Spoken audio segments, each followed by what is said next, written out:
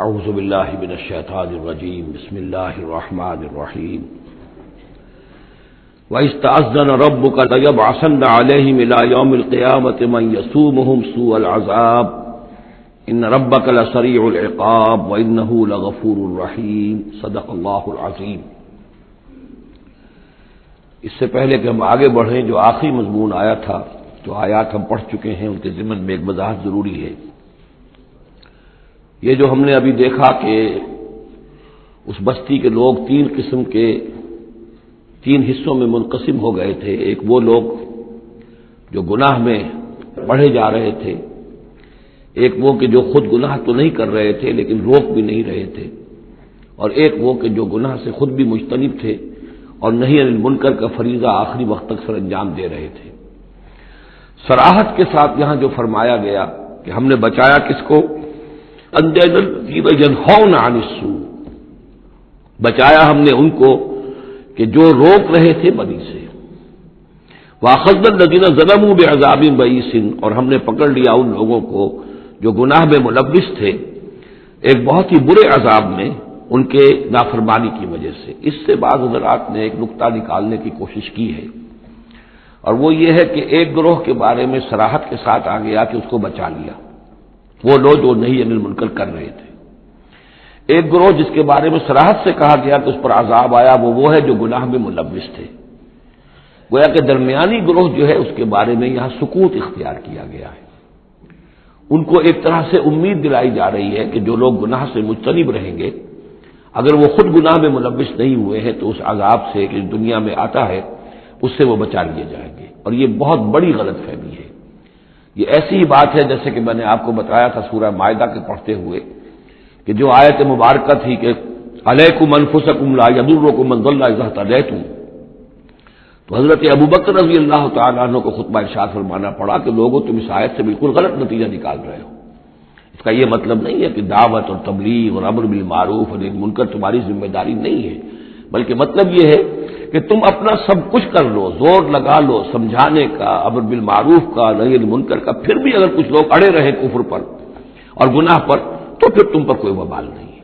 اصل مفہوم یہ ہے، لیکن اس سے انسان جو ہے چاہتا ہے ذمہ داری سے فرار، تو اس کے لیے جہاں کہیں بھی اسے بہانہ ملتا ہے اس قسم کے وہ نقطے تلاشتا ہے۔ یہاں یہ سمجھ لیجئے کہ اصل میں نہی عن المنکر نہ کرنا بھی تو جرم ہے۔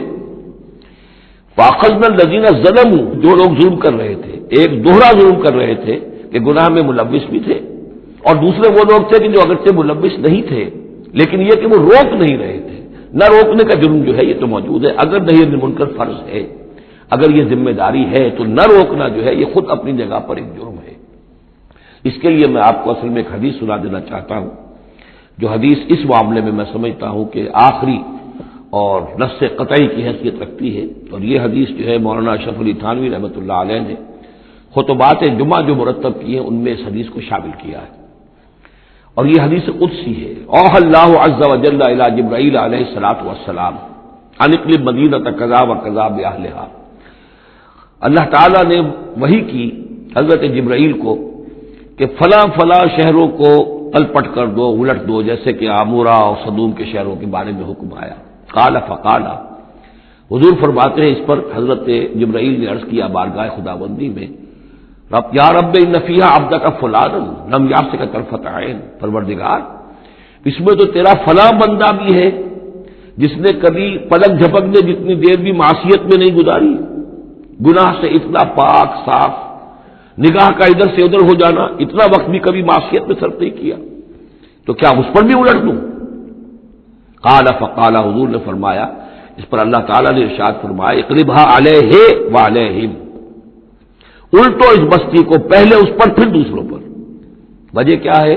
فإن وجہہ لم یتبعر فی ساعۃ قط، اس کے چہرے کا رنگ میری غیرت کی وجہ سے کبھی متغیر نہیں ہوا۔ یہ خود تو گناہ سے بچا رہا لیکن گناہ پھیلتے رہے، شریعت کی دھجیاں بکھرتی رہیں، اللہ تعالیٰ کے احکام کا مذاق اڑایا جاتا رہا، اور یہ اپنے دھندے میں لگا رہا، کاروبار میں لگا رہا، یا اپنے نوافل میں لگا رہا، مراقبوں میں لگا رہا، ذکر اذکار میں لگا رہا، تو یہ دوسروں سے بڑھ کر مجرم ہے۔ اقلبھا علیہ وعلیہم، الٹو اس بستی کو، پہلے اس پر پھر دوسروں پر۔ فإن وجهه لم يتبعر فيه ساعة قط۔ اور دوسرے یہ کہ قرآن مجید میں سورہ انفال اب بہت قریب آ گئی ہے، اب پڑھیں گے جلد ہی، وہ آیت مبارکہ بھی نص قطعی ہے قرآن کے حوالے سے، یہ تو حدیث کے حوالے سے ہوئی۔ قرآن مجید میں فرمایا گیا واتقوا فتنة لا تصيبن الذين ظلموا منكم خاصة۔ اس دنیا میں جب کوئی اجتماعی سزا آتی ہے، کسی قوم کے اندر بحثیت مجموعی جب منکرات پھیل جائے، تو جب سزا آتی ہے تو پھر وہ صرف جو گناہ گار ہیں انہی کو اپنی لپیٹ میں نہیں لیتی، بلکہ وہ لوگ جو بچے ہوئے تھے وہ بھی لپیٹ میں آ جاتے ہیں۔ ہاں امید جو دلائی گئی ہے یہاں سے وہ یہ ہے کہ جو امر بالمعروف و نہی عن المنکر کی آخری حد تک، آخری وقت تک کوشش کرتے رہے ہوں، اللہ تعالیٰ ان کو بچا لے گا۔ اب آگے چلیے وَإِسْتَأْذَنَ رَبُّكَ، اور یاد کرو جب کہ آپ کے رب نے یہ اعلان کر دیا لَيَبْعَثَنَّ عَلَيْهِمْ، وہ لازماً اٹھاتا رہے گا ان پر، مسلط کرتا رہے گا ان پر اِلیٰ یوم القیامہ، قیامت کے دن تک ایسے لوگوں کو مَن یَسُومُہُمْ سُوءَ الْعَذَابِ، جو انہیں بدترین عذاب کے اندر مبتلا کرتے رہیں گے۔ ان ربک لسریع العقاب، یقیناً آپ کا رب سزا دینے میں بہت جلدی کرتا ہے۔ وَإِنَّهُ لَغَفُورٌ رَحِيمٌ، اور یقیناً وہ غفور بھی ہے رحیم بھی ہے۔ اللہ کی تو یہ دونوں شانیں ہیں، وہ عزیز ذو انتقام بھی ہے، سریع العقاب بھی ہے، لیکن وہ غفور اور رحیم بھی ہے۔ اب یہ آپ کا طرز عمل ہے کہ آپ اپنے آپ کو اس کی کس شان کا مستحق بناتے ہیں۔ اس آیت میں واقعہ یہ ہے کہ جس قانون کا ذکر ہو رہا ہے اللہ تعالیٰ کی طرف سے اس فیصلے کا، وہ ہماری نگاہوں کے سامنے ان کی پوری تاریخ، اس لیے کہ اس کے بعد آ رہا ہے وَقَطَّعْنَاهُمْ فِي الْأَرْضِ أُمَمًا، ہم نے انہیں زمین کے اندر منتشر کر دیا، فرقوں کے اندر اور قوموں کے اندر۔ یہ ڈایاسپورا جو ہے ان کا، جو سن 70 سے شروع ہوا ہے، سن 70 عیسوی میں جو رومن جنرل تھا ٹائٹس، اس نے سیکنڈ ٹیمپل کی جو حضرت عزیر علیہ السلام کے زمانے میں پھر دوبارہ ہیکل تعمیر ہوا تھا، اس کو شہید کیا۔ 1,33,000 یہودیوں کو ایک دن میں قتل کیا یروشلم میں، اور یہاں سے یہودیوں کو نکال باہر کیا، فلسطین سے نکال دیے گئے، تم اب فلسطین میں نہیں رہ سکتے۔ وہاں سے ان کا ڈایاسپورا شروع ہوا ہے، کوئی کہیں چلا گیا، کوئی کہیں چلا گیا، کوئی روس میں چلا گیا، کوئی یورپ میں چلا گیا، کوئی ہندوستان میں آ گیا، کوئی مصر میں آباد ہو گیا، کوئی اور دور دراز کے علاقوں میں۔ پھر جب یہ امریکہ دریافت ہوا ہے تو یہ امریکہ بھی چلے گئے، وہاں بھی جا کر آباد ہو گئے۔ تو یہ ان کا ڈایاسپورا کا پیریڈ ہے کہ جس میں یہ گویا کہ منتشر کر دیے گئے پوری زمین کے اندر، ان کی کوئی ایک جمعیت کہیں نہیں رہی، اور ہر جگہ ان سے نفرت تھی، شدید نفرت۔ بلکہ ان کے اوپر واقعہ یہ کہ یورپ میں تو بڑا ان کے اوپر ظلم بھی ہوتا تھا، جس طرح چاہتے تھے ان کو وہاں کے عیسائی جو ہیں، جیسا کہ میں بتا چکا ہوں کہ ان کو معلوم تھا کہ یہ جو جن کو ہم خدا مانتے ہیں حضرت عیسیٰ علیہ السلام، ان کو سولی پر چڑھوایا انہوں نے، اور انہوں نے کفر کیا، اور وہ حضرت مسیح علیہ السلام کی شان میں گستاخی کرتے ہیں، حضرت مریم کی شان میں گستاخی کرتے ہیں، تہمتیں لگاتے ہیں، لہذا وہ ان کے درمیان دشمنی رہی۔ اور اس کی آخری مثال اس صدی میں، یعنی دور کی تاریخ تو شاید ہمیں معلوم ہو کہ شاید فیری ٹیلز ہیں، یہ کوئی کہانیاں ہیں جو ہم سن رہے ہیں، اس صدی میں جو ہوا ہٹلر کے ہاتھوں 6 ملین 60 لاکھ یہودی ختم کیے اس نے،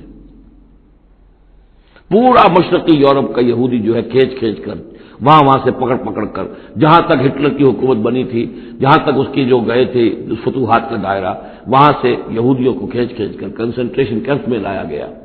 پھر خاص مشینیں ایجاد کی گئی، خاص جو ہیں اس کے لیے ایسے بنائے گئے کہ ان کے لیے اب اتنے لوگوں کو قتل کریں گے تو دفن کہاں کریں، کیا کریں، how to dispose of the dead bodies. تو اسپیشل پلانٹ بنائے گئے کہ ایک بڑے سے ہال میں داخل ہو رہے ہیں، وہاں سارے کپڑے اتروا لیے تاکہ یہ کپڑے بھی استعمال ہوں بعد میں۔ کہا یہ جاتا تھا کہ تمہارے کپڑوں میں جوئیں پڑ گئی ہیں، تو جوؤں کو اس کو ڈیلاؤس کرنے کے لیے ضروری ہے کپڑے اتار کے آگے گیس کے اندر، تاکہ وہ جوئیں ختم ہو جائیں گی۔ پھر ان کے بال اتروا لیتے تھے، عورتوں کے بال بھی شیو کر لیے، مردوں کے بھی، ان بالوں سے قالین بنائے انہوں نے جو نازیوں نے اپنے دفتروں میں بچھائے، ہیومن ہیئر کے قالین۔ پھر ان کو لے جا کر ایک گیس چیمبر کے اندر کے سب مر گئے۔ پھر اب وہ بڑے بڑے پٹے جیسے چلتے ہیں مشینیں، بڑے بڑی فیکٹریز کے اندر وہ پٹوں کے اوپر لاشیں چل رہی ہیں، پھر ان کا چورا ہو رہا ہے، جیسے کہ کہیں جو ہے وہ گھاس کاٹا جا رہا ہو یا کوئی اور چارہ جو ہے وہ کترا جا رہا ہو۔ پھر کسی خاص قسم کے کیمیکلز کے اندر ان کو تحلیل کیا کہ آخر میں کیا نکل رہا ہے، نہ کسی گوشت کا پتہ، نہ خون کا پتہ، نہ ہڈی کا پتہ، کسی شے کا پتہ نہیں، ایک بدبودار سیاہ رنگ کا مائع باہر نکل رہا ہے، اور اسے وہ لے گئے اپنے کھیتوں میں اور اسے بنا لیا کھاد۔ یہ کام اس صدی میں ہوا ہے، ہولوکاسٹ. اس میں زیادہ سے زیادہ یہ کہتے ہیں کہ یہ کوئی مبالغہ ہے 60 لاکھ کا، 40 لاکھ. تو 40 لاکھ بھی تو کم نہیں ہوتے. 40 لاکھ افراد کا اس طرح ختم ہو جانا. استأذن ربک لیبعثن علیہم الی یوم القیامہ. ان کا آخری وقت اب آنے والا ہے، وہ زیادہ دور نہیں ہے، لیکن اس سے پہلے جیسے شمع بجھنے سے پہلے بھڑکتی ہے، لہذا وہ ایک بھڑک ہے اس کی کہ جو یہودیوں کی ہے، اسرائیل ہے، ان کی طاقت ہے، ان کی قوت ہے، عربوں پر وہ چھائے ہوئے ہیں. اور واقعہ یہ ہے کہ مسلمان جس عذاب کے مستحق ہو چکے ہیں، اور ان میں سے عرب چونکہ ہمارے ہاں اونچے درجے کے، اس اعتبار سے امت کے اندر ان کا مقام اونچا درجے کا ہے کہ حضور عرب تھے، انہی کی زبان میں اللہ کی کتاب ہے، اور ان کی جو اللہ تعالیٰ کے دین کی طرف سے جو انہوں نے پیٹھ پھیری ہے، لہذا اس کی جو سزا انہیں مل رہی ہے وہ یہ ہے کہ ایک مغضوب علیہم قوم کے ہاتھوں ان کی تذلیل ہو رہی ہے، ان کے سامنے جھکنا پڑ رہا ہے. جن کے ساتھ کسی ایک کمرے میں کبھی بیٹھتے نہیں تھے، اب ان کے ساتھ گفت و شریف جو ہے اور ان کے ساتھ بغلگیر ہونے کی نوبت جو ہے وہ آئی ہے. اور ابھی جو کچھ ہونا ہے وہ خیر دوسری بات ہے، میں اس وقت میں نہیں جانا چاہتا. وہ آخری وقت بھی آئے گا کہ پھر جو ہے حضرت مسیح علیہ السلام ہی نازل ہوں گے، اور وہی چونکہ ان کی طرف رسول تھے، رسول اللہ بنی اسرائیل. تو آخری وہ عذاب ہلاکت کہ جو باقی 6 قوموں کا تو آ چکا. حضرت نوح علیہ السلام، حضرت نوح کے سامنے بیٹا جو ہے وہ غرق ہوا کہ نہیں ہوا، حضرت ہود، حضرت صالح، ان سب کے سامنے جو ہے ان کی قومیں ہلاک ہوئیں. تو اب حضرت مسیح کو اٹھا لیا گیا تھا، وہی آئیں گے اور انہی کے ہاتھوں یہ اپنے کیفر کردار کو پہنچیں گے اور ان کا ایک ایک بچہ ختم ہوگا. لیکن اس سے پہلے ان کے ہاتھوں مسلمانوں پر اللہ کے عذاب کے بڑے کوڑے برسیں گے. To add insult to injury کہ ایک یہودی قوم کے ہاتھوں، مغضوب علیہم قوم کے ہاتھوں پٹائی ہوگی، اور جو ہو رہی ہے. لیکن یہ کہ ابھی شدید تر صورت میں اس کا شروع ہونے والا ہے معاملہ. کوئی دنوں کی بات ہے کہ مسجد اقصی شہید کر دی جائے گی اور پھر ایک طوفان جو ہے مڈل ایسٹ میں شروع ہو جائے گا. وَإِسْتَأْذَنَ رَبُّكَ لَيَبْعَثَنَّ عَلَيْهِمْ إِلَىٰ يَوْمِ الْقِيَامَةِ مَن يَسُومُهُمْ سُوءَ الْعَذَابِ. یاد کرو جبکہ آپ کے رب نے یہ اعلان کر دیا تھا کہ وہ لازماً اٹھاتا رہے گا، مسلط کرتا رہے گا ان پر قیامت تک ایسے لوگوں کو جو انہیں بدترین عذاب میں مبتلا کرتے رہیں گے. إِنَّ رَبَّكَ لَسَرِيعُ الْعِقَابِ وَإِنَّهُ لَغَفُورٌ رَحِيمٌ. وَقَطَّعْنَاهُمْ فِي الْأَرْضِ. ہم نے متفرق کر دیا ان کو زمین میں، امماً، فرقے بن گئے، علیحدہ جماعتیں بن گئی، اور اب ان کے جھگڑے ہو رہے ہیں. مختلف علاقوں سے جو لوگ آ کر اسرائیل میں آباد ہو رہے ہیں. اب ظاہر بات ہے سینکڑوں برس تک کچھ یہودی جو ہے روس میں رہے، ان کے اپنے کچھ مزاج اور بن گئے ہیں، ان کی شکلوں کے اندر بھی تبدیلی ہو گئی ہے، ان کی زبان بھی کچھ مختلف ہے. تو اب یہ اسرائیل کے اندر ان کے مابین تصادم ہوتا ہے. منہم الصالحون ومنہم دون ذلک. ان میں سے ہے کچھ لوگ جو صالح بھی ہیں، لیکن یہ کہ ان میں وہ بھی ہے کہ جو دوسری طرح کے ہیں اور طرح کے ہیں. وَلَوْنَاهُمْ بِالْحَسَنَاتِ وَالسَّيِّئَاتِ لَعَلَّهُمْ يَرْجِعُونَ. ہم انہیں بھلائی سے اور برائی سے آزمائش کرتے رہے شاید کہ یہ لوگ لوٹ آئیں. فَخَلَفَ مِن بَعْدِهِمْ خَلْفٌ. لیکن یہ کہ ان کے بعد ایسے ناخلف لوگ ان میں پیدا ہو گئے. وَرِثُوا الْكِتَابَ. وہ کتاب کے وارث ہو گئے، وارث بنے، تورات کے وارث بنے. یَأْخُذُونَ عَرَضَ هَذَا الْأَدْنَىٰ. وہ اس دنیا جو ادنا زندگی ہے، دنیا کی ادنا زندگانی، اسی کے ساتھ و سامان کے پیچھے پڑے رہتے ہیں، حاصل کرتے ہیں حلال سے، حرام سے، جائز سے، ناجائز سے. وَيَقُولُونَ سَيُغْفَرُ لَنَا. اور کہتے ہیں ہمیں تو بخش دیا جائے گا، ہم ابراہیم کی نسل سے ہیں، اسرائیل کی اولاد ہیں، we are the chosen people of the lord, سَيُغْفَرُ لَنَا، ہمیں بخش دیا جائے گا. وہیں یاتہم عرض مثلہ یاخذوہ. اگر ایسا ہی اور سامان بھی ان کو دیا جائے اور لے لیں گے، حرام سے یہ نہیں دیکھیں گے کہ حلال سے یا حرام سے. الم یؤخذ علیہم میثاق الکتاب. کیا ان سے کتاب کا عہد نہیں لیا گیا تھا؟ جب تورات دی گئی تھی تو عہد لیا گیا تھا اللہ یقول علی اللہ الا الحق، کہ نہیں منسوب کریں گے اللہ کی طرف کوئی بات مگر حق. ودرسوا ما فیہ. اور انہوں نے پڑھا اس کو جو کچھ کہ اس میں تھا. والدار الآخرۃ خیر للذین یتقون. اور یقیناً آخرت کا گھر، پچھلا گھر تو بہتر ہے انہی لوگوں کے لیے جنہوں نے تقوی کی روش اختیار کی. فلا تعقلون. تو کیا تم عقل سے کام نہیں لیتے؟ والذین یمسکون بالکتاب واقاموا الصلاۃ. اور رہے وہ لوگ کہ جو کتاب کو مضبوطی کے ساتھ جنہوں نے تھاما، تمسک کیا کتاب کے ساتھ، اور اقاموا الصلاۃ، نماز قائم کی. انا لا نضیع اجر المصلحین. ایسے مصلحین کا اجر ہم ضائع نہیں کریں گے. بات ہے کہ کوئی نہ کوئی لوگ تو ان کے اندر اچھے رہے، آخری وقت تک بھی رہے. وَإِذْ نَتَقْنَا الْجَبَلَ فَوْقَهُمْ. اور یاد کرو جب کہ ہم نے پہاڑ کو ان کے اوپر اٹھا دیا تھا. كَأَنَّهُ ذُلَّةٌ. ایسے ہو گیا تھا جیسے سائبان ہو. وَظَنُّوا أَنَّهُ وَاقِعٌ بِهِمْ. اور انہیں یقین ہو گیا تھا کہ ابھی ہم پر گرا کہ گرا.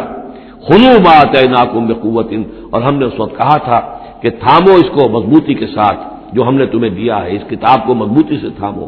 اس کو پوری قوت کے ساتھ اپنی اس کا تمسک کرو، وَاذْكُرُوا مَا فِيهِ لَعَلَّكُمْ تَتَّقُونَ، اور جو کچھ اس میں ہے اس کو یاد رکھو، مستحضر رکھو، تاکہ تم بچتے رہو اور تمہارے اندر تقویٰ کی روش پیدا ہو جائے۔ اب جو یہ بقیہ حصہ ہے 3 رکوع اس سورہ مبارکہ کے، اس میں بعض بڑے اہم مضامین آ رہے ہیں دین کے فلسفے کے اعتبار سے۔ وَإِذْ أَخَذَ رَبُّكَ مِن بَنِي آدَمَ مِن ظُهُورِهِمْ ذُرِّيَّتَهُمْ، اور یاد کرو جب کہ نکالے اللہ نے، آپ کے رب نے، تمام بنی آدم کی پیٹھوں سے ان کی نسل کو۔ اب یہ کہ یہ اصل میں تو معاملہ ہو رہا ہے عالم الارواح میں، جبکہ ابھی جسد پیدا ہی نہیں ہوئے تھے، لیکن 2 ہی شکلیں ہو سکتی تھی، یا تو لوگوں کو یہ ساری بات پہلے بتائی گئی ہوتی، عالم ارواح ہے، پہلی تخلیق یہ ہے، دوسری تخلیق یہ ہے، عالم ارواح میں یہ قول و قرار دیا گیا۔ عرب کے جو اولین مخاطب تھے حضور صلی اللہ علیہ وسلم کے اور قرآن کے، چونکہ ان کے لیے یہ چیزیں ان کی اس وقت کی استعداد کے اعتبار سے بھاری تھیں، قرآن مجید نے عام فہم الفاظ استعمال کیے۔ جب ہم نے نسل آدم کی تمام ان کی پیٹھوں سے ذریت کو نکال لیا، یعنی یہ کہ جتنے بھی انسان آنے والے تھے دنیا میں، ان سب کی ارواح جو ہیں وہ وہاں موجود تھیں۔ وَإِذْ أَخَذَ رَبُّكَ مِن بَنِي آدَمَ مِن ظُهُورِهِمْ ذُرِّيَّتَهُمْ وَأَشْهَدَهُمْ عَلَىٰ أَنفُسِهِمْ، اور ان کو گواہ بنایا اپنے اوپر، اچھی طرح سوچ سمجھ کر۔ اقرار جو ہوتا ہے جس کو ہم کہتے ہیں بقائمی ہوش و حواس، یہ اقرار کر رہا ہوں، تو پوری طرح ہوش و حواس میں سیلف کانشسنس، یہ میں آپ کو بتا چکا ہوں، ہمارے اندر جو سیلف کانشسنس ہے، خود شعوری، وہ ہے ہی ہماری روح کی بنیاد پر۔ حیوانات میں بھی شعور تو ہے، کانشسنس تو ہے، سیلف کانشسنس نہیں ہے، خود شعوری نہیں ہے، تو یہ خود شعوری کا منبع جو ہے در حقیقت وہ روح ہے۔ تو وہ ارواح موجود تھی، انہیں اپنی ذات کا شعور تھا۔ اشہدہم علی انفسہم، انہیں اپنی ذات کے اوپر خود گواہ بنا کر پھر سوال کیا، الست بربکم، کیا میں تمہارا رب نہیں ہوں، تمہارا مالک، تمہارا آقا؟ قالوا بلا، وہ کہیں گے کیوں نہیں، شہیدنا، ہم اس پر اقرار کرتے ہیں، ہم گواہ ہیں۔ اب یہاں نوٹ کیجئے، جیسے کہ اس سے پہلے آیا تھا سورہ مائدہ میں کہ اہل کتاب تمہارے پاس ہمارا بشیر اور نذیر آ گیا، مبادا تم یہ کہو کہ ہمارے پاس کوئی بشیر اور نذیر نہیں آیا، وہ گویا کہ اتمام حجت تھی اہل کتاب پر۔ سورہ انعام میں آ چکا ہے کہ مبادا تم یہ کہو کہ کتابیں تو دی گئی تھی ہم سے پہلے 2 گروہوں کو، ہم تو جانتے نہیں تھے، عبرانی زبان کی کتاب نہیں پڑھتے تھے، وہ اتمام حجت تھا بنی اسماعیل پر کہ اب تمہارے اندر ہم نے اپنا ایک رسول بھیج دیا صلی اللہ علیہ وسلم، یہ کتاب آ گئی ہے، اب تم یہ نہیں کہہ سکتے کہ وہ تو ہم سے پہلے 2 گروہوں پر نازل کی گئی تھی، ہاں اگر ہم پر کہیں نازل کی گئی ہوتی تو ہم ان دونوں سے بڑھ کر بہت زیادہ جو ہے اس سے فائدہ اٹھاتے اور حق پر ہوتے۔ اب یہ جو گواہی ہے یہ آ رہی ہے پوری نوع انسانی، جس کے حوالے سے میں نے آپ کو بتایا تھا کہ وہ عہد کہ جو ہر روح انسانی اللہ کے ساتھ کر کے آئی ہے، کوئی نبی نہ آتا، کوئی کتاب نہ آتی، تب بھی یہ عہد بنیاد ہے مؤاخذہ اخروی کی، محاسبہ، accountability, the grand accountability of the day of judgement, اس کا بیسس جو ہے وہ یہ ہے، بنیادی بات یہ ہے، بنیادی حجت یہ ہے۔ نبوت سے، کتابوں سے، وحی سے، یہ تو اتمام حجت ہوا ہے، اضافی شے ہے۔ اللہ نے امتحان کو اور آسان کر دیا نوع انسانی کے لیے، لیکن بنیادی حجت جس کی بنا پر ہر انسان رسپانسبل ہے، اکاؤنٹیبل ہے، وہ یہ عہد ہے۔ ان تقولوا یوم القیامت انا کنا عن ھذا غافلین، مبادا تم کہو قیامت کے دن کہ ہم تو اس سے غافل تھے۔ او تقولوا انما اشرک آباؤنا من قبل، یا تم یہ کہو، یہ پلی لے لو کہ ہمارے آباء و اجداد تھے، انہوں نے شرک کیا تھا، وَكُنَّا ذُرِّيَّةً مِّن بَعْدِهِمْ، ہم ان کے بعد ان کی نسل میں سے تھے، ہم ان کے راستے پر چلتے رہے، لہذا اصل جرم تو ان کا ہے، ہمارا نہیں۔ أَفَتُهْلِكُنَا بِمَا فَعَلَ الْمُبْطِلُونَ، تو کیا پروردگار تو ہمیں ہلاک کرے گا ان لوگوں کے فعل کی وجہ سے کہ جنہوں نے یہ باطل ایجاد کیا تھا؟ ایجاد تو انہوں نے کیا تھا، ہم تو موجد نہیں ہیں، ہم تو ان کے مقلد تھے، متبع تھے۔ وَكَذَلِكَ نُفَصِّلُ الْآيَاتِ وَلَعَلَّهُمْ يَرْجِعُونَ، اور اسی طریقے سے ہم اپنی آیات کو تفصیل سے بیان کر دیتے ہیں تاکہ وہ لوٹیں، شاید کہ وہ لوٹیں، سوچیں، غور کریں، رجوع کریں۔ اب ایک واقعہ آ رہا ہے ایک شخصیت کا، اور اس کی تمثیل کے پیرائے میں، ویسے تو یہ واقعہ ہے، یہ صرف کوئی تشبیہ نہیں ہے، لیکن یہ کہ اس کو تمثیلاً لائے ہیں۔ افراد اور اقوام کا کوئی معاملہ ایسا بھی ہوتا ہے کہ کسی قوم کو یا کسی فرد کو اللہ نے کوئی بہت اونچا مقام دیا ہو، بہت اس پر اکرام فرمایا ہو، بہت انعام کیا ہو، لیکن پھر یہ کہ وہ اپنی کسی ایک ہی خباثت کی وجہ سے اور کسی ایک بڑی غلطی جو ہے گراوٹ کی وجہ سے وہ اپنی تمام ان فضیلتوں سے محروم ہو جائے اور بالکل شیطان کا چیلا بن کر رہ جائے۔ وَاتْلُ عَلَيْهِمْ نَبَأَ الَّذِي آتَيْنَاهُ آيَاتِنَا، یہ بلعام بن باورہ، اس کی تفصیل جو ہے تورات میں ہے، یہ ایک اسرائیلی تھا، بہت نیک، عابد، زاہد، عالم، تورات کا بہت بڑا عالم، عابد اور زاہد، اور لوگ جو ہے اس کی بہت عزت کرتے تھے، احترام کرتے تھے، اولیاء اللہ میں سے تھا۔ وَاتْلُ عَلَيْهِمْ نَبَأَ الَّذِي آتَيْنَاهُ آيَاتِنَا، نبا ہے اس لیے یہ واقعہ ہے، یہ صرف مثال نہیں ہے۔ ان کو سنائیے خبر اس شخص کی جس کو ہم نے اپنی آیات عطا کی تھی۔ اس سے میں یہ مفہوم لیتا ہوں کہ صاحب کرامت بزرگ تھا، یعنی جو آیات جو ہے یہاں پر خاص طور پر کرامت کے لیے آ رہا ہے۔ فَانْسَلَخَ مِنْهَا، وہ اس میں سے نکل بھاگا، فَأَتْبَعَهُ الشَّيْطَانُ، تو شیطان اس کے پیچھے لگ گیا۔ یہاں بھی ایک نقطہ بہت اہم ہے، پہلے انسان خود غلطی کرتا ہے، شیطان مجبور نہیں کر سکتا کسی کو غلطی پر۔ ان عبادی لیس لک علیہم سلطان، کوئی اختیار کسی بندے پر شیطان کو حاصل نہیں ہے، غلطی خود کرے گا، اب شیطان جو ہے اس کا پیچھا کرے گا، اور اب اس کو، جس کو ہم کہتے ہیں ہمارے پنجاب میں یہ کہا جاتا ہے برے کو گھر تک پہنچا کے رہنا، کہ اب یہ کہ اسے کہیں راستے میں چھوڑے گا نہیں بلکہ برائی کی آخری منزل تک پہنچائے گا۔ وَاتْلُ عَلَيْهِمْ نَبَأَ الَّذِي آتَيْنَاهُ آيَاتِنَا فَانْسَلَخَ مِنْهَا فَأَتْبَعَهُ الشَّيْطَانُ فَكَانَ مِنَ الْغَاوِينَ، تو وہ ہو گیا گمراہوں میں۔ وَلَوْ شِئْنَا لَرَفَعْنَاهُ بِهَا، ہم چاہتے تو اسے ان آیات اور جو بھی اس کے پاس علم تھا اس کے ذریعے سے ہم اسے اور بلند کرتے اور اونچا مقام دیتے، وَلَكِنَّهُ أَخْلَدَ إِلَى الْأَرْضِ، مگر وہ تو زمین کی طرف دھستا چلا گیا۔ یہ زمین کی طرف دھسنا کیا ہے؟ ایک ہمارا جسد ہے، یہ حیوانی جسد، یہ زمین سے آیا ہے، منہا خلقناکم، اور اس کے تقاضے ہیں۔ ایک وہ روح ہے جو عہد کر کے آئی ہے الستو بربکم، ان کے درمیان کشاکش ہے۔ روح چاہتی ہے اوپر اٹھنا، کل شیء یرجع الی اصلہ، ہر شے اپنی بنیاد اور اپنی جڑ کی طرف، اپنے منبع اور سرچشمے کی طرف لوٹنا چاہتی ہے، لہذا روح اوپر اٹھنا چاہتی ہے، وہ اوپر سے آئی ہے۔ یہ جسم جو ہے، یہ ہمارا حیوانی جسد، یہ زمین سے آیا ہے، اس کی ساری توجہات زمین کی طرف ہیں، یہیں کا مال و متاع ہو، یہیں سے اس کی خوراک آ رہی ہے، یہیں سے اس کی تقویت کا سامان آ رہا ہے، ساری چیزیں یہ۔ اب یہ جو کشاکش ہے، انسان کی روح وہ اللہ کی طرف جانا چاہتی ہے، اور یہ جسم جو ہے یہ دنیاوی لذتوں میں، عیش میں، دنیا کے اندر جو ہے حلال سے حرام سے جو بھی حاصل کیا جا سکے، بابر بعیش کوش، یہ عالم دوبارہ نیست۔ اب اگر کوئی شخص فیصلہ کر لیتا ہے زمین کی طرف بیٹھنے کا، تو گویا کہ اب اس نے اپنے آپ کو اللہ تعالی کی توفیق سے وہ محروم کر لیا۔ فانسلخ منہا، اب روح سسکتی رہے گی، احتجاج کرتی رہے گی، سسکتی رہے گی، ایک وقت میں آ کر شاید وہ مر جائے، اس پر موت وارد ہو جائے، اور وہ زندہ ہونے کی شکل میں بھی وہ در حقیقت ایک مقبرہ بن جائے یا تعزیہ بن جائے کہ روح اس کے اندر دفن ہو چکی ہے۔ تو نظر آ رہا چلتا پھرتا انسان، حقیقت میں وہ انسان تو مر چکا، اندر روح جو ہے وہ دفن ہو چکی، اب جو چل رہا ہے وہ حیوان انسان چل رہا ہے، وہ انسان جو تھا وہ تو مر چکا۔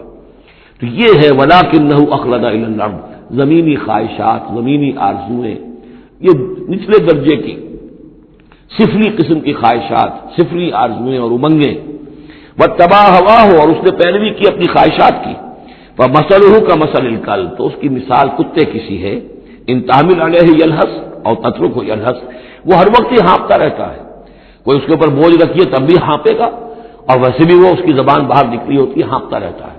اسی طرح کا معاملہ ہے کہ اللہ نے تو اس کو اپنی نعمتیں عطا کی، لیکن وہ بدبخت ان کی قدر کرنے کی بجائے اس کتے کے مانند ہانپنے لگا اور زمین ہی کی طرف، اور کتا آپ نے دیکھا ہوگا چلتا ہوا سونگتا جاتا ہے زمین کو، ہر وقت سونگے گا زمین کو۔ ذالک مثل القوم الذین کذبوا بآیاتنا، یہی مثال ہے اس قوم کی بھی جنہوں نے ہماری آیات کو جھٹلایا۔ اور یہاں پھر نوٹ کیجئے کہ پاکستانی قوم اس کی سب سے بڑی مثال ہے۔ پاکستان کا بن جانا معجزہ تھا، کسی حساب کتاب میں آنے والی شے نہیں۔ پھر پاکستان کا قائم رہ جانا معجزہ تھا، انگریزوں کو بھی اور ہندوؤں کو بھی یقین تھا کہ پاکستان قائم نہیں رہ سکتا، وائبل نہیں ہے، ختم ہو جائے، لیکن یہ کہ پاکستان قائم رہا۔ سن 65 میں اس کا بچ جانا معجزہ تھا، اتنی یقینی بات تھی کہ BBC ٹیلی ویژن کے اوپر دکھا دیا گیا فال آف لاہور، لاہور اور جو ہے وہ بھارتی فوج داخل ہو چکی ہے، قبضہ کر چکی ہے، اتنی یقینی بات تھی۔ شام کو جم خانہ میں شراب پینے کا پکا پروگرام تھا، لیکن خوف طاری کر دیا اللہ تعالیٰ نے ان کے دلوں پر، شاید ہمارا کوئی گھیراؤ کیا جا رہا ہے، کوئی ریزسٹنس نہیں ہے، کیا ہوا ہے؟ یہاں ہم غافل پڑے ہوئے تھے، ریزسٹنس کیا ہوتی، لیکن بجائے اس کے کہ وہ یہ سمجھتے کہ یہ غافل ہیں اور ریزسٹنس اس لیے نہیں ہو رہی، ان کے دلوں میں سألقی فی قلوب الذین کفروا الرعب، میں ان کافروں کے دلوں میں رعب ڈال دوں گا، وہ رعب پڑ گئے، پاکستان بچ گیا۔ تو یہ ساری چیزیں ہیں، معجزے پر معجزے ہیں، لیکن یہ سب اس لیے تھا کہ ہم اس ملک کو ہم نے حاصل کیا تھا اسلام کے نام پر، اسے تجربہ گاہ بنائیں گے، اسے ایک نمونہ بنا دیں گے پوری دنیا کے لیے، پوری دنیا دیکھے گی کہ اسلام کیا ہے، اسلام کا عادلانہ نظام کیا ہے۔ قائد اعظم نے کہا تھا ہم اس لیے پاکستان چاہتے ہیں کہ ہم عہد حاضر میں اسلام کے اصول حریت و اخوت و مساوات کا نمونہ دنیا کے سامنے پیش کریں، وہ کہاں ہے؟ فانسلخ منھا، ان تمام آیات سے ہم نکل بھاگے ہیں، شیطان کی پیروی کی ہے، اور جو حال ہوا ہے 2 لخت ہو چکے ہیں، اور ابھی کیا حال ہوگا، جو نئی صورتحال جو ہے اس ملک کے اندر اب خدبد ہونے لگی ہے، پکنے لگی ہے، اس کی صورتحال کیا بنے گی واللہ اعلم۔ ذالک مثل القوم الذین کذبوا بآیاتنا، یہی مثال اس قوم کی بھی ہے جس نے ہماری آیات کو جھٹلایا۔ فاقصص القصص لعلہم یتفکرون، تو اے نبی آپ یہ چیزیں سنا دیجئے، شاید یہ تفکر کریں، شاید کہ یہ غور کریں، آپ یہ باتیں ہماری سنا دیجئے۔ سا مثل القوم الذین کذبوا بآیاتنا، بری ہے مثال اس قوم کی جنہوں نے ہماری آیات کو جھٹلایا، وانفسہم کانوا یظلمون، اور وہ خود اپنی جانوں کے اوپر ظلم ڈھاتے رہے۔ من یہد اللہ فہو المہتدی، جسے اللہ ہدایت دیتا ہے وہی ہدایت یافتہ ہوتا ہے، ومن یضلل فاولئک هم الخاسرون، اور جس کی گمراہی کے اوپر اللہ تعالیٰ کی طرف سے مہر قائم ہو جائے تو وہ تو تباہ ہونے والے ہی ہیں۔ وَلَقَدْ ذَرَأْنَا لِجَهَنَّمَ كَثِيرًا مِنَ الْجِنِّ، اب یہ تیسری بات آ گئی حکمت قرآنی کی۔ دیکھیے پہلے وہ عہد الست جو عالم ارواح میں ہم نے کیا تھا، اچھا اس عہد الست کے حوالے سے ہم پر یہ بات واضح ہو گئی، ایک ہمارا روحانی وجود ہے اور ایک ہمارا حیوانی وجود ہے۔ اگر ہماری توجہ اور ساری دلچسپی حیوانی وجود پر ہوگی تو ہم ظاہر بات ہے کہ پھر اس بلعام بن باورہ کی مثال بن جائیں گے، انفرادی سطح پر بھی اور قومی اور اجتماعی سطح پر بھی۔ اب تیسری بات آ رہی ہے کہ انسانوں میں سے کثیر انسان وہ ہے جو نظر آتے ہیں انسان، حقیقت میں انسان نہیں ہے، حیوانوں کی سطح پر ہے۔ وَلَقَدْ ذَرَأْنَا لِجَهَنَّمَ كَثِيرًا مِنَ الْجِنِّ وَالْإِنسِ، ہم نے جہنم کے لیے پیدا کیے ہیں بہت سے جن اور انس۔ لَهُمْ قُلُوبٌ لَا يَفْقَهُونَ بِهَا، ان کے دل تو ہیں لیکن ان سے غور نہیں کرتے، تفکر نہیں کرتے۔ وَلَهُمْ أَعْيُنٌ لَا يُبْصِرُونَ بِهَا، ان کی آنکھیں ہیں ان سے دیکھتے نہیں۔ وَلَهُمْ آذَانٌ لَا يَسْمَعُونَ بِهَا، ان کے کان ہیں لیکن ان سے سنتے نہیں۔ اولئک کالانعام، یہ چوپایوں کے مانند ہیں، بل ہم اضل، بلکہ ان سے بھی گئے گزرے ہیں۔ اولئک هم الغافلون، یہی لوگ ہیں کہ جو غافل ہیں۔ یعنی یہ کہ جب انسان ہدایت سے منہ موڑتا ہے اور جب ہٹ دھرمی پر اتر آتا ہے اور جب اللہ تعالیٰ دلوں پر مہر کر دیتا ہے اور ان کی سماعت پر کانوں پر مہر لگا دیتا ہے، ان کی آنکھوں پر پردے ڈال، اب یہ کیا رہ گئے؟ اب یہ انسان نہیں رہے، ان کے دل تو ہے تفقع سے خالی ہے، مہر لگ چکی ہے۔ آنکھیں تو ہے حیوانوں کا سا دیکھنا دیکھ رہی ہیں، کتا بھی دیکھ لیتا ہے گاڑی آ رہی ہے مجھے بچنا ہے، انسان نے بھی دیکھ لیا، لیکن یہ دیکھنا حیوانی دیکھنا ہے۔ انسانی دیکھنا تو کچھ اور ہوتا ہے، کسی شے کو دیکھے اور اس کی حقیقت پر غور کرے۔ اہل نظر ذوق نظر خوب ہے، لیکن جو شے کی حقیقت کو نہ دیکھے وہ نظر کیا۔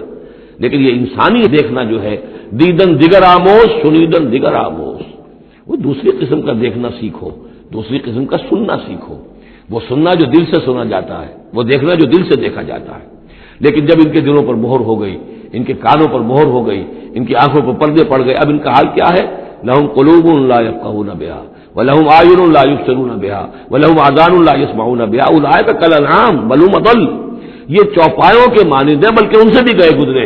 اس لیے کہ چوپایوں کو تو اللہ نے پیدا ہی اس لیول پر کیا تھا، ان کو پیدا کیا تھا بہت اونچے مقام پر۔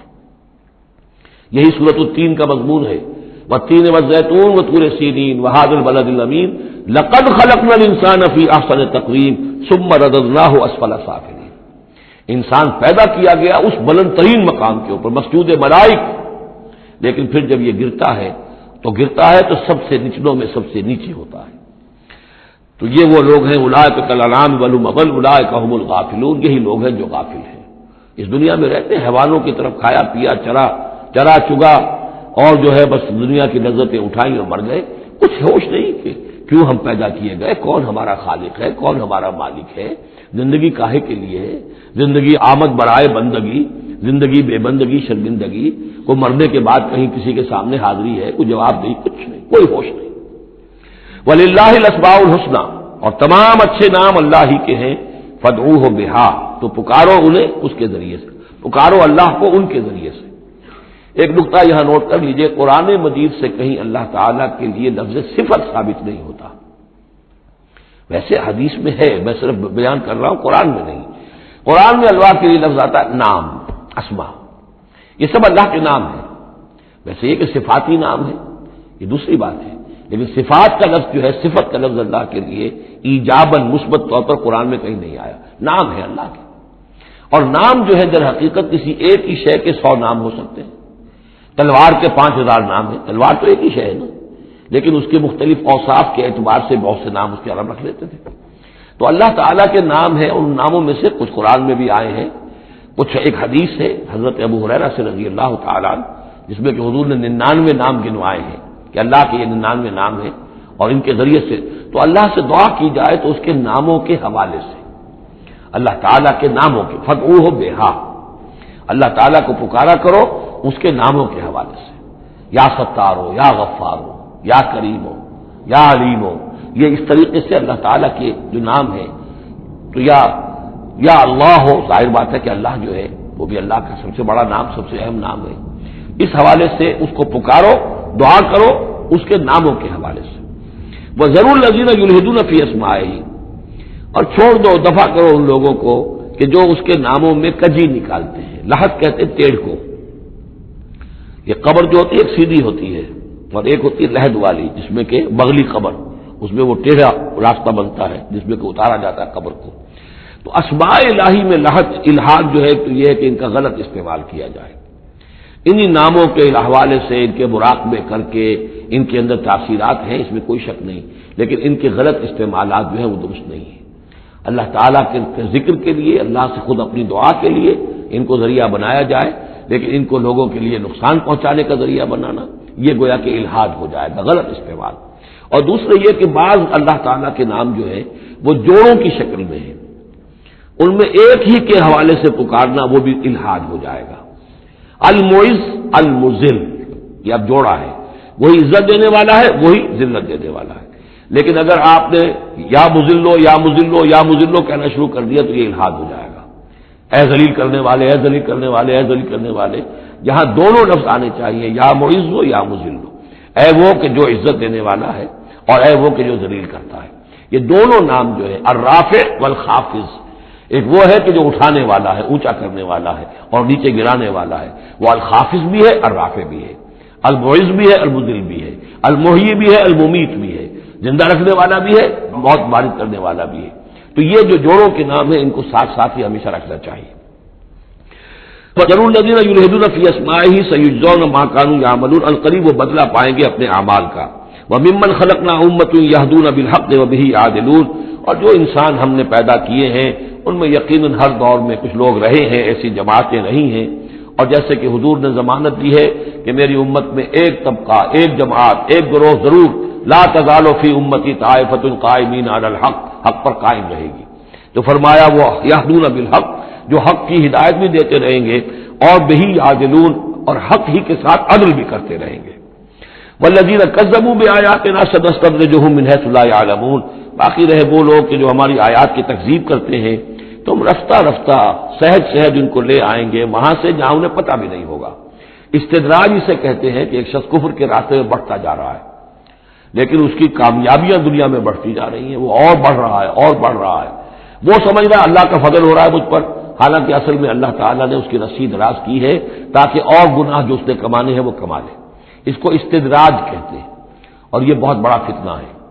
بسا اوقات ایک انسان غلط راستے پر چل رہا ہے، لیکن وہ اس استدراج کی وجہ سے یہ سمجھ بیٹھتا میں صحیح راستے پر ہوں، تبھی تو اللہ کی رحمت آ رہی ہے، تبھی تو مجھے کامیابی مل رہی ہے، قدم قدم پر جو ہے کامیابی میری قدم بوسی کر رہی ہے۔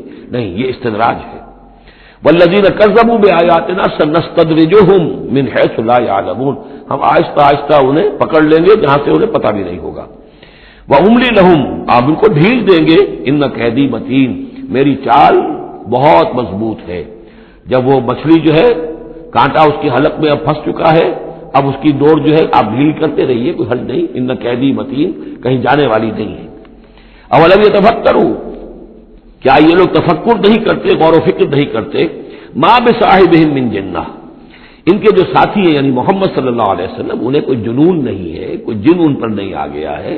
یہ بھی وہی انداز ہے سرچنگ کوسچن، کہ ذرا غور کرو، کبھی تم نے سوچا ہے، کہہ تو دیتے ہو تم، کبھی سوچا ہے یہ محمد صلی اللہ علیہ وسلم جو تمہاری نگاہوں کے سامنے ہے، ان کی سیرت، ان کا کردار، ان کی شخصیت، ان کی طہارت، ان کی صفائی، نظافت، یہ چیزیں ایسی ہیں کہ جن کے بارے میں کوئی شخص یہ کہہ سکے کہ ان پر کوئی جن آ گیا ہے یا ان کا کوئی دماغی توازن ٹھیک نہیں رہا۔ ما بصاحبہم من جنہ، کوئی ان کو جنون نہیں ہے، کوئی جن ان کے اوپر نہیں آ گیا، ان ہوا الا نذیر مبین، نہیں ہے یہ مگر ایک واضح طور پر خبردار کر دینے والے۔ اولم ينظروا فی ملکوت السماوات والارض وما خلق اللہ من شیء، اور کیا یہ لوگ غور و فکر نہیں کرتے آسمانوں اور زمین کی سلطنت میں اور جو اللہ تعالیٰ نے چیزیں بنائی ہیں، وان عسى ان يكون قد اقترب اجلهم، اور کیا انہیں یہ گمان نہیں ہے ہو سکتا ہے کہ ان کی مہلت ختم ہوا چاہتی ہو، ان کی اجل، لیکن لامت اجل، ہر قوم کے لیے ایک اجل معین ہے، تو تم کیسے نہ چنت ہو گئے ہو سکتا ہے کہ تمہاری وہ اجل اب قریب آ چکی ہو۔ ان یکون قد اقترب اجلهم فبأي حدیث بعدہ یؤمنون، تو اب اس کے بعد اور کس شے پر، کس بات پر یہ ایمان لائیں گے؟ من یضلل اللہ فلا ہادی لہ، جس کو اللہ گمراہ کر دے گا یا جس کی گمراہی پر اللہ کی طرف سے مہر تصدیق ثبت ہو جائے گی، اب اسے کوئی ہدایت دینے والا نہیں۔ وَيَذَرُهُمْ فِي طُغْيَانِهِمْ يَعْمَهُونَ، اور وہ چھوڑ دے گا ان کو ان کی سرکشی میں اندھے ہو کر آگے بڑھتے ہوئے۔ یسألونک عن الساعۃ ایان مرساھا، اے نبی آپ سے پوچھتے ہیں یہ قیامت کب آئے گی، آپ ہمیں بہت ڈراتے رہتے ہیں قیامت قیامت قیامت کب آئے گی، کب لنگر انداز ہوگی؟ قل انما علمها عند ربی، کہہ دیجئے اس کا علم تو میرے رب کے پاس ہے۔ لا یجلیھا لوقتھا الا ھو، نہیں روشن کرے گا اسے اس کے وقت پر مگر خود وہ، اس کا وقت سوائے اللہ کے کسی کے علم میں نہیں، کسی فرشتے کے علم میں نہیں ہے، کسی کے علم میں نہیں ہے، وہی ہے لا یجلیھا لوقتھا، اپنے اس وقت معین کے اوپر خود ہی اسے روشن کرے گا۔ ثقلت فی السماوات والارض، ویسے وہ آسمانوں اور زمین ہی کے اندر اٹھی ہوئی ہے، حمل اسی کے اندر ہے اس کا، یعنی یوں سمجھیے کہ ہر شے کے اندر جو تخلیق کی گئی ہے اس کی فنا بھی اسی شے میں موجود ہے، ہر تخلیق جو ہے اس کی ایک اجل مسمى ہے، تو گویا کہ اس کی موت اس کے ساتھ ہی ہے، ہم اپنی موت اپنے ساتھ لیے پھر رہے ہیں۔ اسی طرح یہ کائنات جو ہے جس کی تخلیق کی گئی ہے، یہ گویا کہ وہ جو جیسے کسی کا حمل ہوتا ہے عورت کا، وہ حمل لیے پھر رہی ہو، اسی طریقے سے یہ کائنات اپنی اس قیامت کو اٹھائے پھر رہی ہے۔ ثقلت فی السماوات والارض لا تأتیکم الا بغتۃ، لیکن نہیں آئے گی تم پر مگر اچانک۔ یسألونک کأنک حفی عنہا، اے نبی آپ سے تو اس طرح پوچھتے ہیں گویا کہ آپ اس کی کھوج میں لگے ہوئے ہیں، آپ کو یہی فکر دامنگیر ہے قیامت کب آئے گی، حالانکہ آپ کا اس سے کوئی سروکار نہیں، یہ ہمارا معاملہ ہے۔ قل انما علمها عند اللہ، کہہ دیجئے اس کا علم تو صرف اللہ کے پاس ہے، ولکن اکثر الناس لا يعلمون، لیکن اکثر لوگ علم نہیں رکھتے۔ قل لا املک لنفسی نفعا ولا ضرا، کہہ دیجئے مجھے کوئی اختیار نہیں ہے خود اپنی جان کے بارے میں بھی، نہ کسی نفع کا اور نہ ضرر کا، الا ما شاء اللہ، سوائے اس کے کہ جو اللہ چاہے۔ ولو كنت اعلم الغیب لاستكثرت من الخير، اور اگر مجھے علم غیب حاصل ہوتا تو میں تو بہت سا خیر جمع کر لیتا، میرے پاس علم غیب نہیں ہے، یہ جیسا کہ ہم پہلے پڑھ چکے سورہ نام میں۔ کہہ دیجئے میں نہ تم سے یہ کہتا ہوں کہ میں فرشتہ ہوں، نہ میں یہ کہتا ہوں کہ میرے پاس علم غیب ہے، نہ میں یہ کہتا ہوں کہ میرے پاس اللہ کے خزانے جو ہیں وہ میرے قبضہ قدرت میں ہیں، کچھ بھی نہیں۔ وَلَوْ كُنْتُ أَعْلَمُ الْغَيْبَ، اگر غیب کا علم میرے پاس ہوتا لَاسْتَكْثَرْتُ مِنَ الْخَيْرِ، تو میں نے بہت سا خیر جمع کر لیا ہوتا۔ وَمَا مَسَّنِيَ السُّوءُ، اور مجھے کوئی تکلیف آتی ہی نہ۔ إِنْ أَنَا إِلَّا نَذِيرٌ وَبَشِيرٌ لِقَوْمٍ يُؤْمِنُونَ، نہیں ہوں میں کچھ بھی مگر یہ کہ ایک بشیر اور نذیر ہوں، خبردار کرنے والا، بشارت دینے والا، لقوم یؤمنون، ان لوگوں کے لیے کہ جو ایمان والے ہوں۔ هو الذی خلقکم من نفس واحدۃ، وہی ہے جس نے تمہیں پیدا کیا ایک جان سے، وجعل منها زوجها، اور اسی سے بنایا اس کا جوڑا، لیسکن الیہا، تاکہ وہ سکون حاصل کرے اس کی طرف، اس کی طرف میں اشارہ کر چکا ہوں سورہ بقرہ میں بھی۔ وابتغوا ما کتب اللہ لک، کہ یہ جو معاملہ ہے شوہر اور بیوی کا، اس میں یہاں جہاں اولاد کا معاملہ ہے وہاں ایک تسکین بھی ہے، سکون بھی ہے۔ فلما تغشاها، تو جب شوہر ڈھانپ لیتا ہے اپنی بیوی کو، حملت، اور اسے حمل ہو جاتا ہے، حملا خفیفا، اور وہ ہلکا حمل ہوتا ہے، پتہ بھی نہیں چلتا کہ کوئی حمل ٹھہر گیا ہے، فمرت بہ، تو وہ اس کو لے کر چلتی پھرتی رہتی ہے۔ فلما اثقلت، جب بوجھل ہو جاتی ہے، دعوا اللہ ربہما، تو اب وہ دونوں اللہ کو پکارتے ہیں اپنے رب کو. لئن آتیتنا صالحا، اے اللہ اگر یہ بچہ تو ہمیں عطا کر دے گا صحت مند، صحیح، درست، ہر نک سکھ سے صحیح ہو، اس کے تمام اعضاء درست ہوں. لئن آتیتنا صالحا لنکونن من الشاکرین، تو ہم بڑا شکر ادا کریں گے، بڑا ہم تیرا احسان مانیں گے. فلما آتاہما صالحا، اور جب اللہ تعالیٰ نے انہیں عطا کر دیا درست بھلا چنگا بچہ، جعلا لہ شرکا، اب اس نے شریک ٹھہرا دیے. یہ فلاں بزرگ کے مزار پہ میں گئی تھی، ان کی نگاہ کرم ہوئی ہے، اور یہ فلاں جو ہے دیوی کی کرپا ہو گئی ہے کہ جس کی وجہ سے مجھے اولاد مل گئی ہے. دیا اللہ نے، اور اب یہاں پہ اس کے لیے دیوی اور دیوتا یاد آ گئے. فتعالى اللہ عما یشرکون، تو اللہ بہت بلند و بالا ہے ان کے شرک سے. ایشرکون ما لا یخلق شیئا وهم یخلقون، کیا وہ ان چیزوں کو شریک کر رہے ہیں اللہ کے ساتھ جو کوئی شے تخلیق کرتے ہی نہیں، وہ تو خود مخلوق ہے. فرشتے ہیں تو مخلوق ہیں، جنات ہیں تو مخلوق ہیں، انبیاء ہیں تو مخلوق ہیں، اولیاء اللہ ہیں تو مخلوق ہیں، تو خود مخلوق ہیں، سب کے سب مخلوق ہیں. ایشرکون ما لا یخلق شیئا وهم یخلقون ولا یستطیعون لهم نصرا ولا انفسهم ینصرون، نہ وہ ان کی مدد کر سکتے ہیں نہ وہ اپنی مدد پر قادر ہیں، وہ تو سب کے سب جو ہے اللہ کے بندے ہیں. ان تدعوهم الى الهدى، اب یہاں پر تدریجاً بات لائی جا رہی ہے ان کو کہ جو ان کے اصل جو ڈیٹیز ان کی ہیں، وہ تو سمجھتے ہیں دیویاں ہیں، دیوتا ہیں، وہ تو اوپر ہیں، وہ تو انویزیبل ہیں، ہم نے ان کے نام پر یہ بت تراش لیے ہیں. تو چاہے رادھا کرشنن ہو، چاہے کوئی اور فلسفی ہو، وہ کہے گا یہ کہ ہم ان بتوں کو نہیں پوج رہے، ہم بھی جانتے ہیں یہ پتھر ہے، پتھر کے سوائے میں کیا ہے، یہ نہ دیکھ سکتے ہیں نہ چل سکتے ہیں، پتھر ہے. لیکن عام طور پر ان کے ہاں آدمی جو ہے عوام کی سطح پر وہ پھر انہیں کو سمجھ بیٹھتا کہ یہی ہے، اور چوبتا ہے، چاٹتا ہے، جو بھی کرتا ہے، ان کا دھون پیتا ہے، ان کے سامنے ڈنڈوت کرتا ہے، ان کے سامنے جو ہے حلوے مانڈے پیش کرتا ہے. تو عوامی سطح پر ذہن میں یہی آ جاتا ہے کہ یہی ہے معبود جن کو کہ ہم پوج رہے ہیں، اور انہی کے اندر قدرت ہے ہماری مشکل کشائی کی. اب ادھر رخ آ رہا ہے. ان تدعوهم الى الهدى، اگر تم پکارو انہیں ہدایت کے لیے کہ تمہیں راستہ دکھا دیں، لا يتبعوكم، وہ تمہاری طرف توجہ ہی نہیں کر سکیں گے. سواء علیکم ادعوتموهم ام انتم صامتون، برابر ہے تم پر کہ تم انہیں پکارو یا خاموش رہو. ان الذین تدعون من دون اللہ عباد امثالکم، ہاں جنہیں تم پکار رہے ہو، جنہیں دیوتا اور دیوی بنا لیا ہے، فرشتے ہیں یا اولیاء اللہ ہے، وہ بھی تمہاری طرح کے بندے ہیں. عباد امثالکم، وہ تمہاری طرح کے بندے ہیں. فادعوہم فلیستجیبوا لکم ان کنتم صادقین، تو پکارو ان کو اور پھر دیکھو اگر تم سچے ہو تو پھر ان کی طرف سے تمہیں کوئی جواب ملنا چاہیے، کوئی وحی آنی چاہیے. لیکن یہ کہ ہم نے تو انہیں تمہاری اس بلکہ آئے گا قرآن مجید میں آگے چل کر کہ وہ کہیں گے کہ ہم تو غافل تھے، ہمیں تو پتہ نہیں تھا کہ تم ہمیں پکارتے رہے، ہمیں ہماری دعائی دیتے رہے اور ہم سے مانگتے رہے، یا شیخ عبد القادر جیلانی شیئا للہ، ہمیں کیا پتہ تم نے یہ ہمارے ساتھ حماقتیں کی ہیں، ہمیں تو کوئی معلوم نہیں. تو وہ تو کہیں گے غافل ہیں ہم. اب یہاں بتوں کی طرف اشارہ ہو رہا ہے. ام لہم ارجل یمشون بہا، کیا ان کے پاؤں ہیں، تم نے بنا تو دیے پاؤں، کیا چلتے بھی ہیں ان سے؟ ام لہم ایدین یبطشون بہا، ہاتھ بھی تم نے بنا دیے ان کے، لیکن کیا یہ اس سے پکڑ بھی سکتے ہیں؟ ام لہم اعین یبصرون بہا، کیا ان کی آنکھیں ہیں جن سے یہ دیکھتے ہوں؟ ام لہم آذان یسمعون بہا، یا ان کے جو کان ہیں ان سے یہ سنتے ہیں؟ قل ادعوا شرکاءکم، اے نبی اب کہہ دیجئے، اب یہ قول فیصل ہے جیسے حضرت ابراہیم سے کہلوا دیا گیا تھا، انی بریء مما تشرکون، اور تم جو بھی کچھ تمہارے یہ معبود ہیں جو میرا بگاڑنا چاہیں بگاڑ لیں، مجھے کوئی خوف نہیں. قل ادعوا شرکاءکم، اے نبی ان سے کہہ دیے پکار لو اپنے سارے شریکوں کو، ثم کیدون، اور پھر میرے خلاف جو چالیں چل سکتے ہو چل لو، جو بھی اقدام کر سکتے ہو کر لو.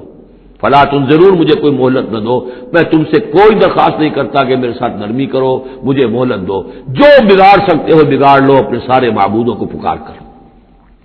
ان ولی اللہ الذی نزل الکتاب، میرا ولی، میرا پشت بنا، میرا مددگار، میرا حمایتی، میرا حفاظت کرنے والا وہ اللہ ہے جس نے یہ کتاب مجھ پر نازل کی. وَهُوَ يَتَوَلَّى الصَّالِحِينَ، اور وہ اپنے صالح بندوں کا ولی ہے، ان کا ساتھی ہے، مددگار ہے، پشت پناہ ہے. وَالَّذِينَ تَدْعُونَ مِن دُونِهِ لَا يَسْتَطِيعُونَ نَصْرَكُمْ، جنہیں تم پکار رہے اس کو چھوڑ کر وہ تمہاری مدد کی استطاعت ہی نہیں رکھتے، ان کے اندر طاقت ہی نہیں ہے. وَلَا أَنفُسَهُمْ يَنصُرُونَ، نہ وہ اپنی جان بچا سکیں گے. وَإِن تَدْعُوهُمْ إِلَى الْهُدَى لَا يَسْمَعُوا، اگر تم انہیں ہدایت کے لیے پکارو کہ ہمیں کوئی ہدایت دے، جیسے ہم اللہ کو پکارتے ہیں اهدنا الصراط المستقیم، اهدنا الصراط المستقیم، تو وہ تو تمہیں لا يسمعوا، وہ سنتے ہی نہیں، تم پکارتے رہو. وَتَرَاهُمْ يَنظُرُونَ إِلَيْكَ وَهُمْ لَا يُبْصِرُونَ، اور تم سمجھتے ہو کہ وہ تمہیں دیکھ رہے ہیں جبکہ وہ دیکھتے ہی نہیں. خذ العفو وامر بالعرف، اے نبی صلی اللہ علیہ وسلم، اب یہ آخر میں پھر حضور سے خطاب، یہ اکثر مکی صورتوں میں ہوتا ہے اختتام پر حضور سے التفات۔ خذ العفو، اے نبی عفو کو، درگزر کو تھام لیجئے، یعنی آپ ان سے زیادہ بحث میں، ان سے زیادہ کسی تلخی میں، کسی اس طرح کے معاملے میں الجھیے نہیں، معاف کیجئے، چھوڑیے ان کو، دفع کیجئے۔ خذ العفو وامر بالمعروف، اور بھلی بات کا حکم دیتے رہیے، جو بھی اچھی بات ہے اس کی طرف دعوت دیتے رہیے، آپ کا کام ہے دعوت دینا۔ وَأَعْرِضْ عَنِ الْجَاهِلِينَ، اور جو آپ سے الجھنا چاہیں ان سے اعراض کیجئے، خام خواہ، جیسے کہ آگے آئے گا سورہ فرقان میں، وَإِذَا خَاطَبَهُمُ الْجَاهِلُونَ قَالُوا سَلَامًا، جب جاہل الجھنا چاہتے ہیں ان عباد الرحمان سے، وہ کہتے ہیں سلام، ہم آپ سے لا نبتغی الجاہلین، ہم جاہلوں کے سر نہیں لگنا چاہتے، منہ نہیں آنا چاہتے۔ تو فرمایا آپ یہ تین الفاظ آئے ہیں، خذ العفو، یہ ایک داعی کے لیے بڑی بنیادی چیزیں ہیں، معاف کرتے رہنا، درگزر کرتے رہنا، وامر بالعرف، اور بھلی بات کا، اچھی بات کا حکم دیتے رہنا، وَأَعْرِضْ عَنِ الْجَاهِلِينَ، اور جو الجھنا چاہیں، جاہل ہو، جو جذباتی لوگ ہیں، مشتعل مزاج ہیں، ان سے اعراض۔ وَإِمَّا يَنزَغَنَّكَ مِنَ الشَّيْطَانِ نَزْغٌ، اور اگر کبھی کوئی چھوٹ لگ ہی جائے آپ کو شیطان کی طرف سے، نزع کھینچ لینا، نزع مس کر جانا، چھو جانا، چھوت، عین اور غین کا یہ فرق ہو گیا، یعنی یہ کہ کبھی آپ کو غصہ آئی جائے، آخر ظاہر بات ہے بربنائے طب بشری، کبھی غصہ آئی جاتا ہے، آخر آئی گیا تھا حضور کو غزوہ احد میں، کیف یہدی اللہ قوما خضموا وجہ نبیہم بالدم، کیسے اللہ ہدایت دے گا اس قوم کو جس نے اپنے نبی کے چہرے کو خون سے رنگ دیا، غصہ آ گیا تھا۔ لیس لک من الامر، اے نبی آپ کے ہاتھ میں اختیار نہیں ہے، ہدایت اور ضلالت کا اختیار ہمارے ہاتھ میں ہے۔ اسی طریقے سے اے نبی اگر کبھی غصہ آ جائے، فرمایا وَإِمَّا يَنزَغَنَّكَ مِنَ الشَّيْطَانِ نَزْغٌ فَاسْتَعِذْ بِاللَّهِ، فوراً اللہ کی پناہ طلب کرو، إِنَّهُ سَمِيعٌ عَلِيمٌ، اور یہ پھر آگے چل کر حامیم السجدہ میں بھی یہ آیت آئے گی، إِنَّهُ هُوَ السَّمِيعُ الْعَلِيمُ، یقیناً وہی ہے سب کچھ سننے والا اور سب کچھ جاننے والا۔ إِنَّ الَّذِينَ اتَّقَوْا إِذَا مَسَّهُمْ طَائِفٌ مِّنَ الشَّيْطَانِ تَذَكَّرُوا، اور یہی روش ہے تقوی والوں کی، جن لوگوں کے اندر تقوی ہوتا ہے، جب ان پر کوئی گزر ہو جاتا ہے شیطان کے کسی سائے کا، اذا مسہم طائف من الشیطان، شیطان کا کوئی ان کے اوپر گزر ہو گیا، کوئی سایہ پڑ گیا، تذکروا، فوراً وہ چوکنے ہو جاتے ہیں، فوراً ہوش میں آ جاتے ہیں کہ یہ کیا ہوا، ہم پر کچھ اثر پڑ گیا تھا، کچھ عارضی طور پر کچھ غفلت سے طاری ہو گئی تھی، جیسے کہ خود حضور فرماتے ہیں صلی اللہ علیہ وسلم، انہ لیغان علی قلبی، میرے دل پر بھی کبھی کبھی حجاب سا آ جاتا ہے، وَإِنِّي لَأَسْتَغْفِرُ اللَّهَ 70 مرة فی کل یوم، اور میں روزانہ 70 مرتبہ اللہ سے استغفار کرتا ہوں۔ لیکن یہ سمجھ لیجئے کہ ہمارے دل کے اوپر حجاب وہ بہت اور شے ہے، اور حضور کے قلب مبارک پر حجاب، آپ کے قلب مبارک کا حجاب جو ہے وہ ہماری 100 حضوریوں، لاکھوں حضوریوں سے بڑھ کر جو ہے وہ حضوری کے درجے میں ہوگا، لیکن جو انٹینسٹی ہے، جو تعلق مع اللہ کی انٹینسٹی ہے، اس میں ذرا سی کمی بھی آ گئی ہے، تو اس سے حضور نے تعبیر کیا کہ میرے بھی دل پر کبھی کبھی حجاب آ جاتا ہے، انہ لیغان علی قلبی، انٹینسٹی تو کم ہو گئی نا، یہ بجلی جس پاور کی ہے ذرا سی کم ہو جائے گی تو ایک دفعہ تو آپ کو محسوس ہوگا اندھیرا ہو گیا، حالانکہ بجلی ہے، روشنی ہے، اندھیرا نہیں ہوا ہے، لیکن اس کی پاور کم ہوئی ہے۔ تو فرمایا کہ انہ لیغان علی قلبی وانی لاستغفر اللہ 70 مرة فی کل یوم۔ ان الذین اتقوا اذا مسهم طائف من الشیطان تذکروا، تو فوراً وہ چوکنے ہو جاتے ہیں، یاد کرتے ہیں، فاذا هم مبصرون، اور ان کی آنکھیں کھل جاتی ہیں، انہیں حقائق نظر آنے لگتے ہیں، وقتی سا جو سایہ پڑ گیا تھا اس سے وہ فوراً نکل آتے ہیں۔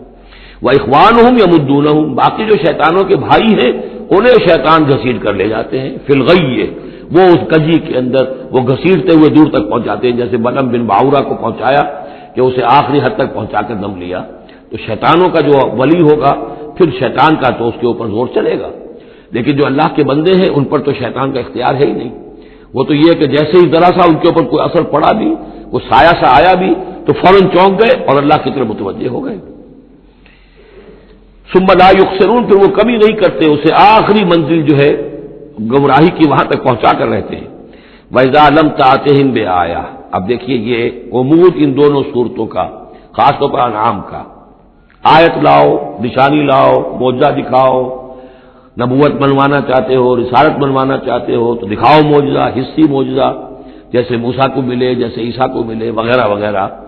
اب اس کو سم اپ کر رہے ہیں، وَإِذَا لَمْ تَأْتِهِمْ بِآيَةٍ، اے نبی جب آپ ان کے پاس کوئی معجزہ نہیں لائے، قالوا، انہوں نے کہا لولا اجتبیتھا، کیوں نہیں کوئی چن کر لے آتے، کہیں سے چھانٹ کر لے آتے، تو تمہارا دعویٰ یہ ہے تم اللہ کے رسول ہو، محبوب ہو، تو کیا وجہ ہے، کیوں رہ گئے، کس وجہ سے؟ لولا اجتبیتھا، کہیں سے کوئی چھانٹی کر کے، کہیں سے کوشش کر کے لے آتے۔ قل انما اتبع ما یوحی الی، اس زمن میں ایک واقعہ میں نے پڑھا تھا، یہ تفسیر کبیر میں، امام راضی کی تفسیر میں، کہ حضور کے ایک پھپھی زاد بھائی تھے، اگرچہ وہ ایمان نہیں لائے تھے، لیکن حضور سے ہمدردی رکھتے تھے، ساتھ رہتے تھے، تعاون کرتے تھے، جہاں کہیں حضور جاتے تھے، دل میں نرمی تھی ان کے، اور امید تھی حضور کو کہ ایمان لے آئیں گے۔ لیکن جب آخری معاملہ یہ ہوا کہ جو سرداران قریش تھے، انہوں نے گویا کہ ان کے اپنے زوم میں انہوں نے حجت قائم کر دی، اے نبی یہ معجزہ دکھا دو، اے محمد چلو مان لیں گے، چلو یہ نہیں دکھا سکتے یہ دکھا دو، یہ نہیں دکھا سکتے یہ دکھا دو، وہ سب سورہ بنی اسرائیل میں آئے گا۔ تو جب یہ ساری باتیں حضور نے کہا نہیں میرے اختیار میں نہیں ہے، یہ تو اللہ تعالیٰ کا فیصلہ ہے، اللہ جب چاہے گا دکھائے گا، میرے اختیار میں نہیں ہے، تو پھر وہاں سے حضور جب اٹھے سب وہاں تو شور مچ گیا، پھر ظاہر بات ہے کہ وہ تو تالی پٹ گئی ہوگی کہ بس رہ گئے ان کی، اب تو یہ تو ہمارے جو عوام ہیں انہوں نے کہا ہوگا کہ ہمارے سردار تو جیت گئے، اس لیے کہ یہ تو ناکام رہ گئے، انہوں نے تو آخری درجے میں کہہ دیا یہ نہیں دکھا سکتے یہ دکھا دو، یہ نہیں دکھا سکتے یہ دکھا دو، یہ معجزہ نہیں تو یہ دکھا دو، یہ نہیں تو یہ دکھا دو، کوئی بھی نہیں دکھا سکتے۔ تو اس کے بعد جب حضور کے ساتھ وہاں سے حضور دل گرفتہ ہو کر اٹھے اور آئے تو ساتھ وہ پھوپھی زاد بھائی بھی تھا، اس نے کہا کہ محمد آج تو آپ کی قوم نے آپ پر حجت قائم کر دی ہے، اب میں آپ کا ساتھ نہیں دے سکتا۔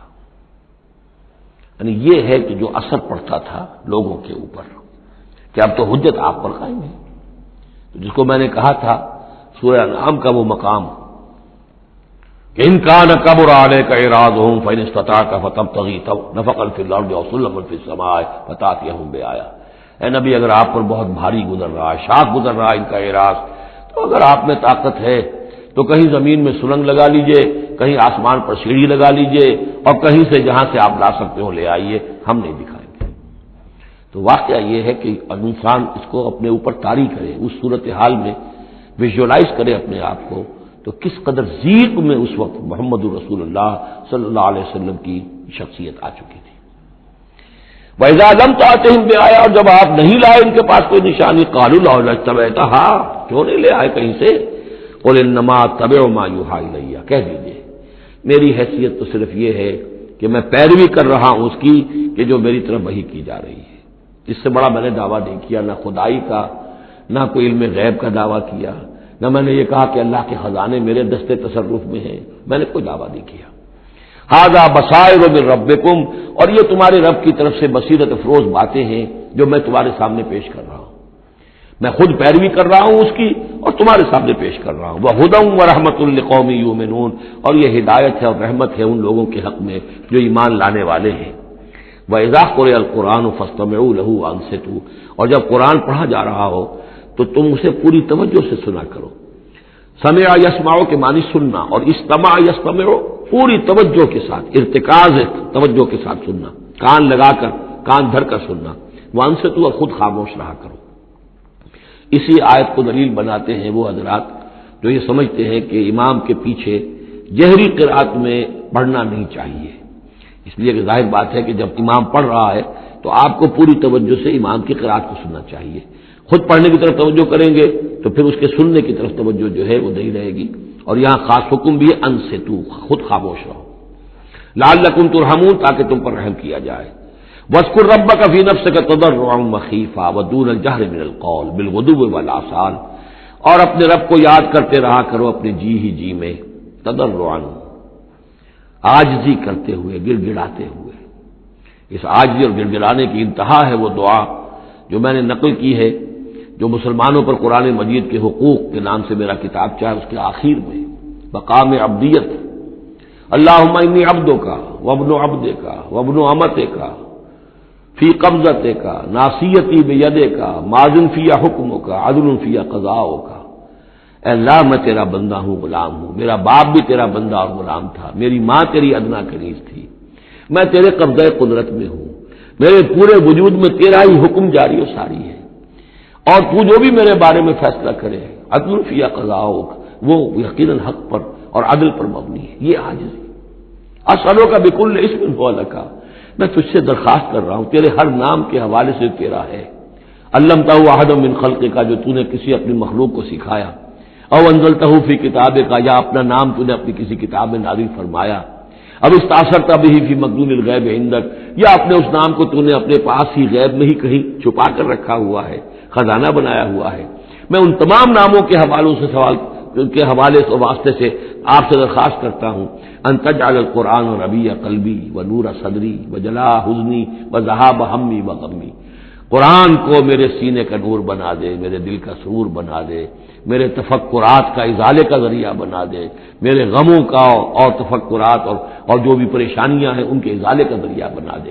یہ ہے دعا محمد رسول اللہ کی۔ اب خاص طور پر چونکہ آیت پہلے آ گئی تھی وَإِذَا قُرِئَ الْقُرْآنُ فَاسْتَمِعُوا لَهُ وَأَنصِتُوا، تو اسی کے حوالے سے یہ دعا جو ہے یہ خاص طور پر جو ہے مسلمانوں پر قرآن مجید کے حقوق اور کیا عظمت قرآن کی ہے کہ اللہ تعالیٰ سے جو سوال کر رہے ہیں حضور کہ قرآن کو التجعل القرآن ربیع قلبی ونور صدری، میرے سینے کا نور، میرے دل کی بہار بنا دے۔ وَاذْكُرْ رَبَّكَ فِي نَفْسِكَ تَضَرُّعًا وَخِيفَةً، اور یاد کرتے رہا کرو اپنے رب کو اپنے جی میں گڑ گڑاتے ہوئے عاجزی کے ساتھ، اور خیفہ خوف کے ساتھ، دون الجہر من القول، اور بلند آواز سے نہیں، پست آواز سے۔ لیکن یہ ضرور ہے کہ آدمی دعا مانگے تو ایسے مانگے کہ خود سن لے۔ اس میں یہ ہوتا ہے کہ ایک تو دعا وہ مانگ رہا ہے، ایک اس کی سماعت بھی اس دعا سے استفادہ کرتی ہے۔